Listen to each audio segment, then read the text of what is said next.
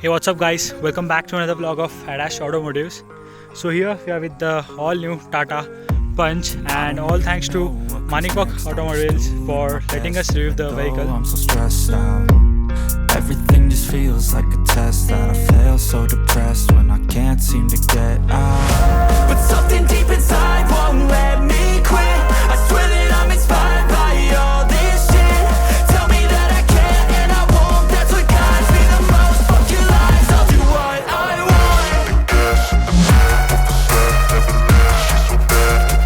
want. So for the ones who are confused, so this is the Tata Punch that sits exactly between the Tata Tiago and the mid-size SUV, the Tata Nexon. And starting from the hood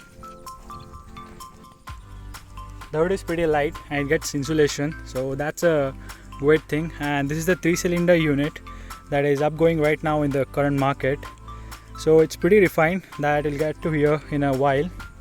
So let's close this for a while. Now it gets the same front treatment as that of the Harrier. The DRLs are upright up top and the headlights are on the bumper with the projector setup and the high beam with the halogen. And it gets the humanity line running all over the front grille with tri-arrow treatment for the horn to pop out, and also it gets the air linings at the bottom of the bumper, that is with the tri-arrow treatment all over it.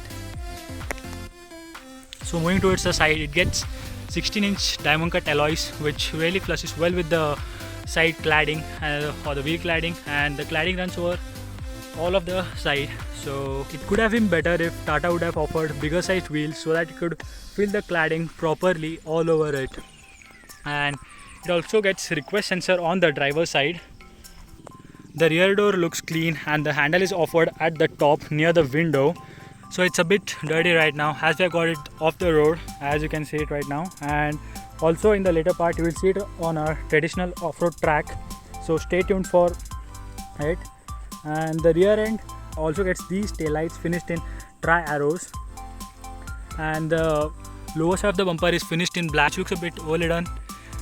And it gets the reverse parking camera here. And now opening the trunk,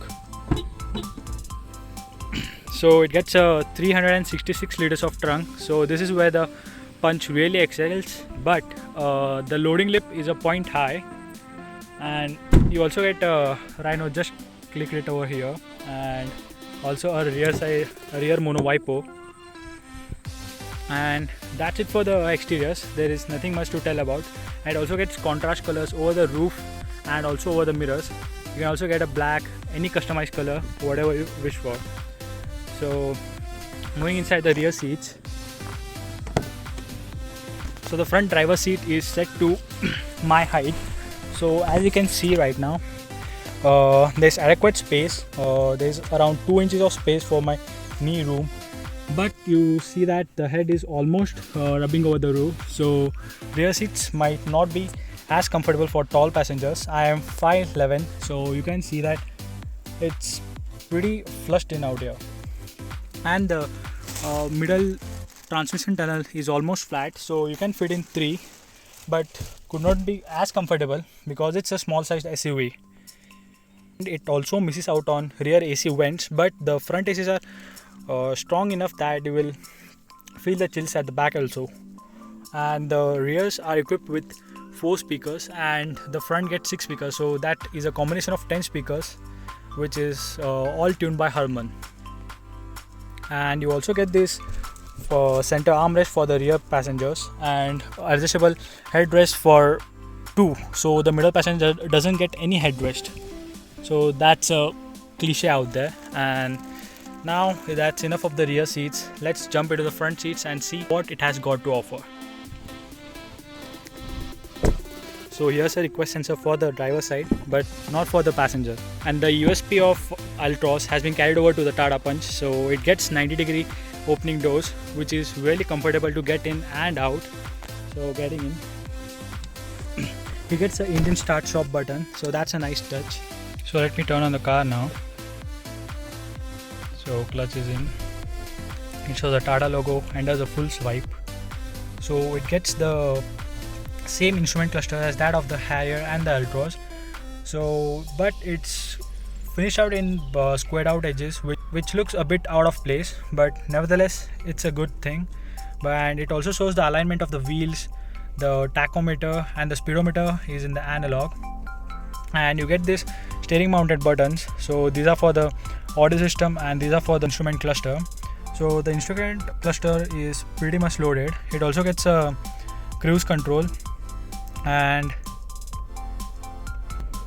it gets distance to empty and instant fuel economy and that regular stuff that you get in the Altroz as well as on the Harrier.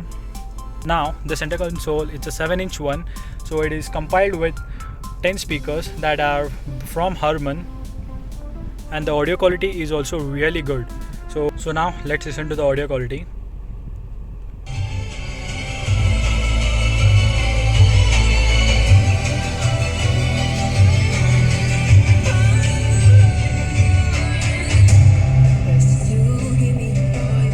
So the audio from these 10 speakers is just fabulous.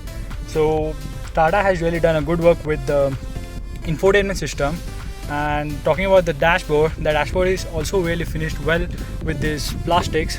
All of them are hard plastics but are really of good quality. You can see the blacked out finish and this brushed out finish in the middle and also the white finish. If you look closely you can see this is also finished in the tri-arrow treatment, and the lower down plastics are a bit of poor quality. And when it comes to space, you can see that the front glove box is really spacious, and also the door pockets are large enough to hold 1 liter bottle as well as some other stuff. So the one we are driving is a manual one. It also comes in a automatic, that is a 5-speed automatic or a 5-speed manual, and it also has automatic climate control. So now that's enough of the interiors and the exteriors, and let's get driving. Please consider subscribing to the channel and help us reach the 1K mark as soon as possible. So that's the least you can do to watch our exclusive content.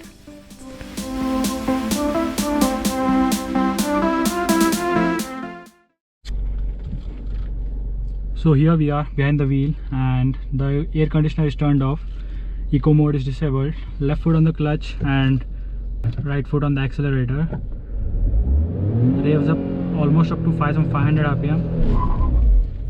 Okay, so there's a bit of wheel spin but not punchy or anything. So this is a 3-cylinder 1.2 liter engine which produces 86 horsepower and 130 Newton meters of torque. Actually the performance from the motor is not punchy or anything but pretty flat. You can well define it as adequate but not punchy. And talking about the engine refinement levels, the engine is really refined and there are no vibrations as such as you could expect from a 3-cylinder engine. It is pretty well refined. Only you can hear is a bit of whine from the motor. So we have got it on the countryside roads, and as you can see it is pretty maneuverable here, and also the steering wheel is light enough to maneuver it around in the tight spaces, and surely it is a head turner as this is a new car, and the design is also fresh. And talking about the comfort levels, so the Tata has equipped it with the suspensions that are pretty similar to that of the Harrier, and the comfort levels are absolutely brisk on this one as it gets a softer adjustment, and the rear passengers as well as the front co-passenger and the driver are pretty comfortable on it. And also the body roll is very well contained, and as the steering feedback is just on point. And considering the competition, that is the Magnite or the Kiger and also the Suzuki Ignis, they are bigger in size as compared to this one, but it surely excels when it comes to comfort and handling capabilities. The straight line cruising, the Tata Punch takes it all away from them. And the braking performance is also short-footed, but as it's a new car, the bite from the brakes is not good, but it can surely excel in the long run. And speaking about the fuel economy, now it's showing as 8 kilometers per liter as of now, as we are riding it onto these country roads and pretty fast.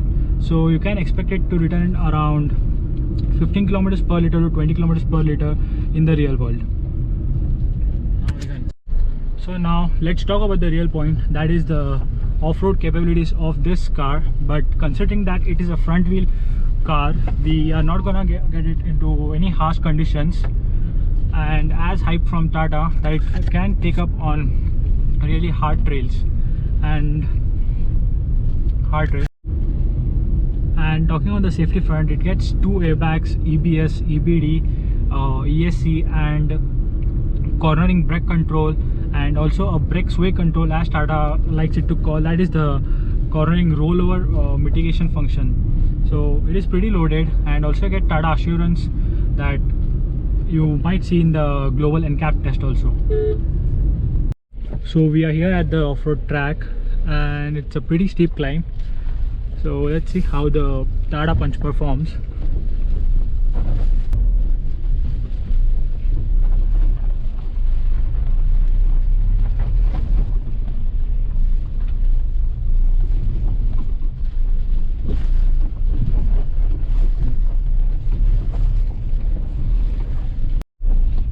So that was a pretty steep angle, but it managed pretty well, and the approach angle and the downside angle that it drops down is really well on the Tata Punch. And as you can see, this is also a pretty steep climb, but it climbs up really well. And also there's an automatic version, that's a 5-speed automatic or a 5-speed manual that you get. So in a 5-speed automatic, you have an option that you can lock one of the tire, that's just the front tires, either the right or the left. You can lock one of the tires, and 100% of torque or the power is delivered to one tire. That is, you have to catch the brake and just throttle out. So the system does its work and locks one of the wheels and gets you out of the dirt. And this ground clearance of 186 mm of the Tata Punch really helped it climb the steep very well. And we're almost up the mountain hill. So that's it for the off-road, and let's get this back down. Something deep inside won't let me quit. I swear that I'm inspired by all this shit. Tell me that I can and I won't. That's what guides me the most. Fuck your lies, I'll do what I want.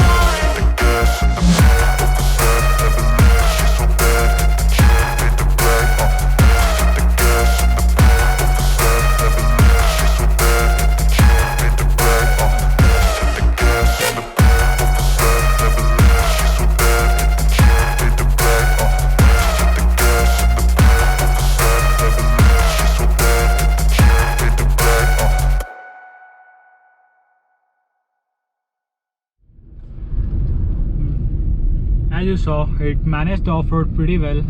Actually it really managed it well, but considering the it is only the front wheel drive, so don't take it off to very harsh off-roads or to any steep climbs, because you might get stuck or anything. But considering the front wheel drive, it's a really capable off-roader.